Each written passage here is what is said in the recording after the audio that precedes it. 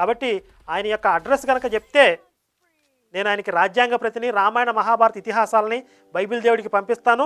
అట్లాగే చైనా వాళ్ళకి గనక ఈ విషయం తెలిస్తే, ఈ వైరస్ను పంపించింది బైబిల్ దేవుడే అనే విషయం తెలిస్తే వాళ్ళు బైబిల్ దేవుడి మీద అరెస్ట్ వారెంట్ ఇష్యూ చేస్తారు, కనబడితే కాల్చివేత అనే ఉత్తర్వులు కూడా జారీ చేస్తారు. మరి ఇప్పుడు నేను కూడా చెప్పొచ్చు, చైనా వాళ్ళు బైబిల్ దేవుడి మీద కనబడితే కాల్చివేత అనే ఉత్తర్వులు ఇచ్చారు, అందుకే బైబిల్ దేవుడు ఎవరికి కనపడకుండా తప్పించుకుని తిరుగుతున్నాడు, కావాలంటే ధైర్యం ఉంటే బైబిల్ దేవుడు చిదిగో నేను ఇక్కడ ఉన్నాను, ఎవడరా నన్ను కాల్చేది అని సవాల్ చేయొచ్చు కదా అని నేను ఛాలెంజ్ చేస్తాను. కానీ ఆయనకు వచ్చే ధైర్యం లేదు అని నేను కూడా చెప్పగలను. అసలు ప్రపంచంలో ఎయిడ్స్ దగ్గర నుండి పెద్ద పెద్ద వైరస్లన్నీ క్రైస్తవ దేశాల్లో క్రైస్తవులకే వచ్చినాయి. మరి ఆ వైరస్లన్నీ ఏ దేవుడు పంపించాడు మీకు అర్థమవుతుందా?